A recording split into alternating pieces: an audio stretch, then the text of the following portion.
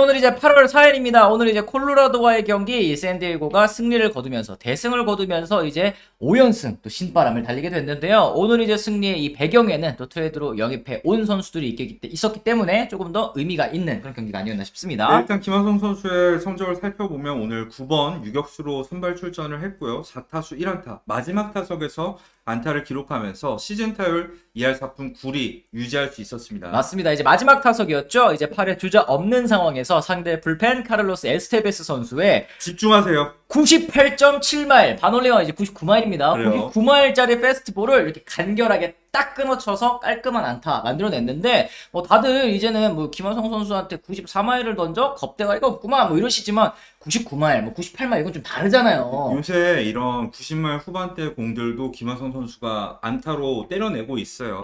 그런 점에서 생각했을 때 확실히 지난 시즌에 대비해서 페스티벌 대응 능력이 많이 올라왔다는 걸 알 수 있었습니다. 네, 오늘 경기는 아까 말씀드린 것처럼 이제 트레이드로 데려온 선수들을 새로이 선보인 경기였는데요. 9대1로 쾌승을 거두면서 5연승 행진을 달릴 수 있게 됐습니다. 1회부터 뭐 핵타선 위력 제대로 보여줬죠? 그렇죠. 첫 번째 타자인 프로파가 아웃을 당하긴 했었지만 이어서 이제 바로 수토가 볼넷을 얻어내고 마차도 2루타에 벨 다시 볼넷에 크로네로스는 몸에 맞는 공으로 이제 밀어내기 득점 나온 다음에 드루리가 말로 뻥 치면서 5득점 바로 이제 이미 거기서 경기 터졌어요. 초장부터 그냥 경기 터진 거죠. 그렇죠. 이 샌디에고 파드리스의 오늘 경기 총 9득점을 올렸는데 살펴보면은 기존의 타자들도 역시 새로 영입한 타자들한테 자극을 받아서 굉장히 좋은 성적을 최근에 기록하고 있다는 걸 알 수 있었습니다. 맞습니다. 말씀하신 것처럼 오늘 마차도 선수도 홈런 때렸고 크로네너스도 홈런포 때렸고 이제 그리샴 선수도 잘해주고 있지 않습니까? 그렇죠. 이런 선수들이 사실은 이제 7월 달에는 페이스가 좋지 못했었던 선수인데 이 트레이드, 대형 트레이드 영입으로 인해서 이 기존 선수들까지도 같이 동반 상승 효과가 지금 샌디에고에 좀 일어나고 있는 것 같다. 그렇습니다. 거기다 선발 스넬도 오늘 6이닝 1실점, 볼넷 없이 탈삼진 9개를 잡았는데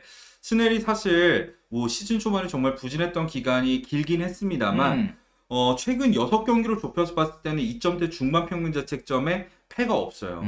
6경기에서 4승을 거두고 있는 상황. 스넬도 지금 반등에 성공을 했거든요. 샌디에고 입장에서는 최근에 호재가 정말 많습니다. 진짜 상승세를 달리고 있다 볼 수 있을 것 같은데요. 오늘 경기 앞두고 이제 소토 선수 그리고 이제 조시 벨 선수를 소개하는 기자회견에서 이제 피터 세들러 구단주까지도 자리에 참석을 해서 이제 얘기를 또 나눴습니다. 최근 이제 이 샌디에고 입장은 대규모 투자도 있었고 이 전국구 스타 타티스 주니어의 등장으로 엄청난 이 구단 역사상 최고로 관심도 많이 받고 있고 인기도 끌고 있는 그런 상황이라는 말이죠. 그렇죠. 그런 상황에서 소토, 벨, 뭐 헤이더, 드루리까지 영입을 하다 보니까 오늘 페코파크 분위기가 무슨 포스트 시즌인 줄 알았어요. 맞아요. 네. 진짜 한 타석 한 타석 관중들의 이 열광적인 응원 이런 게 사실 샌디에고는 그 전까지 제가 기억하는 90년대 2000년대 초반 샌디에고는 조용한 맞아. 구단이었어요. 무관심. 뭐 트레버 호프먼 있고 가끔 뭐 PB 같은 에이스 등장하긴 하지만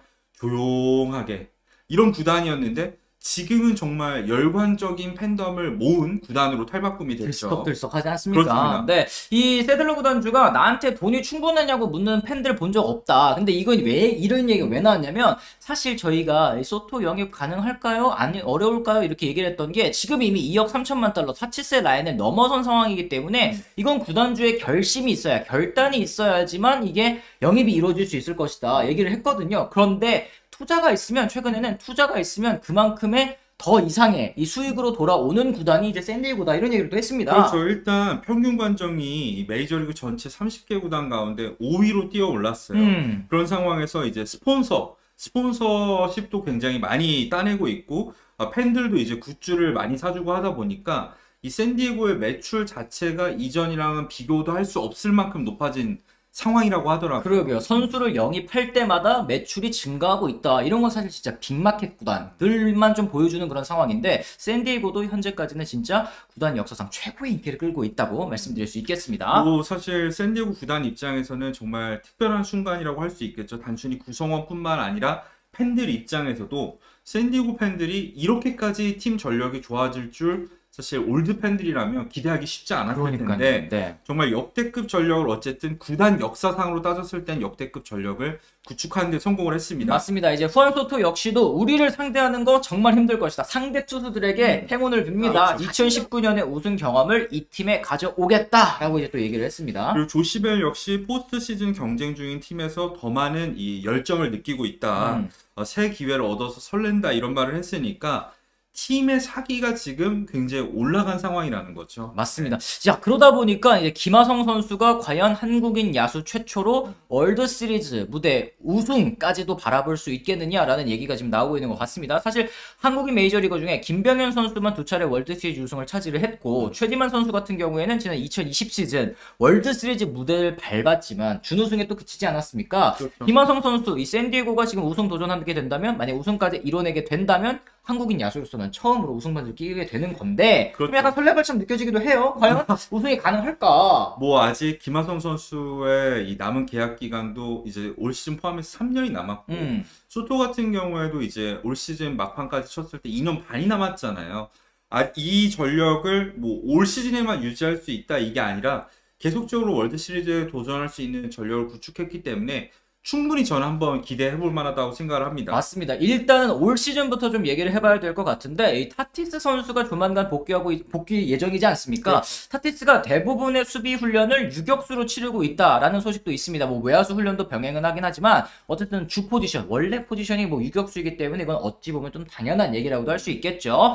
김하성 선수 라인업 미쳤다. 이거 올스타 라인업 아닙니까? 근데 내가 잘해야 되고 다른 거는 신경 쓸 때가 아니다. 이런 식으로 또 되게 정형화된 인터뷰를 일단은 하긴 했습니다.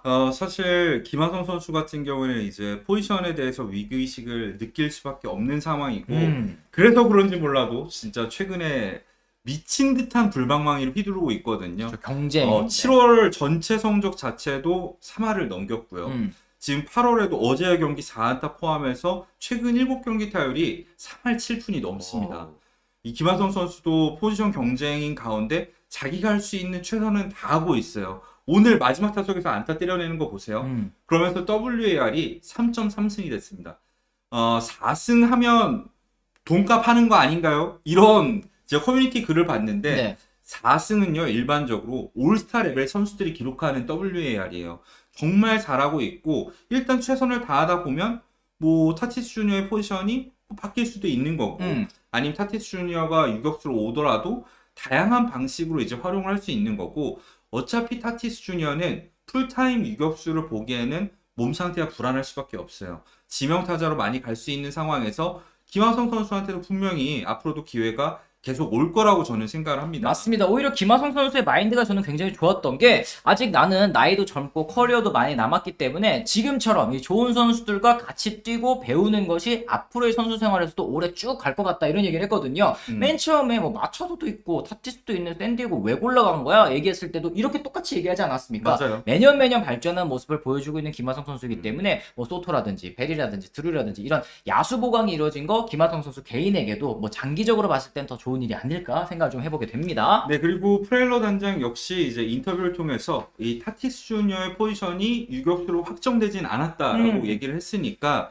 아직까지도 이제 샌디에고가 고민을 해볼 만큼 김하성 선수가 좋은 성적을 기록하고 있다고 볼 수도 있겠죠. 그렇습니다. 그러면은 이제 사실 다저스와의 경쟁, 이제 포스트 시즌에서 만나게 될 가능성이 또 꽤나 높지 않습니까? 이 다저스와 비교했을 때 과연 이 샌디에고가 그 아성을 무너뜨릴 수 있을까? 이것도 궁금하신 분들 많을 것 같은데 어떻게 생각하세요? 일단 정규 시즌 성적을 놓고 보면은 지금에 와서 다저스와의 10경기 차를 뒤집을 가능성은 크지 않죠. 정규 시즌은 좀 그렇죠. 어렵죠. 네. 정규 시즌 어렵고 포스트 시즌에서 이제 바라봤을 때 일단 풀 전력으로 붙으면 이제 샌디에고 파드리스도 만만치 않아요. 할만하다. 오히려 주전급 선수들의 포텐셜만 쳤을 때는 오히려 더 높을 수도 있습니다. 다만 다저스는 그동안 전통의 강호이고 여러 가지 뎁스라던가 운영 노하우라던가 이런 부분에서 분명히 앞서 있다고 생각을 하기 때문에 지금 뭐 맞붙게 되면 사실 다저스의 야구세 또는 백중세가 아닐까 저는 개인적으로는 생각을 하고 있습니다. 하지만 여기까지 전력을 극단적으로 끌어올린 게 어디예요? 시즌 전에 그리고 시즌 도중에 여태까지 봤던 전력에 비해서 다저스와 간격이 정말 줄어들었습니다. 그렇죠. 이 프렐러 단장이 정말 매드맨이란 별명에 맞게 뭐 팀의 미래를 어느 정도 포기해 가면서까지 극단적인 전력 보강에 성공을 했기 때문에 이번 포스트 시즌 만약에 다저스와 샌디에고가 맞붙게 된다면 정말 큰 기대가 됩니다. 맞습니다. 그리고 샌디에고는 사실 뭐 다들 아시겠지만 분위기를 또 타는 팀 아니겠습니까? 지금 이 좋은 분위기가 시즌 후반 그리고 포스트 시즌까지 이어질 수 있다면 이 기세를 타고 이 다저스를 잡는 거 저는 사실은 뭐 가능하지 않을까라는 생각이 좀 들기도 합니다. 그렇죠. 그리고 다저스가 이번 트레이드 시장에 너무 보강이 조금 소극적이었다는 생각도 좀 듭니다. 갈로가 뭐야, 갈로. 크리스 마틴 보강이 뭐야? 이렇게 이런 짜친 부분에서는 선수들만. 다저스가 조금 이 진심을 다하지 않는 이 여름 이적 시장을 보냈는데 이게 나중에 갔을 때 어떤 영향을 미칠지 모르는 거거든요. 예를 들면 애틀란타 같은 경우에는 반등에 성공한 시점이기는 했지만 7월 막판에 지난 시즌에 정말 미칠 듯한 전력 보강을 통해서 결국에는 80승대 팀인데도 불구하고 월드시리즈 우승했죠. 그 선수들이 또 포스트 시즌에서 활약을 해줬고. 왜냐면 그 선수들이 활약한 것도 있지만 이런 전력 보강이 결국에는 기존 선수단이 우리도 진짜 해보려고 하는구나. 이런 사기 진작으로 이어져서 분위기 상승이 만들어진 거거든요.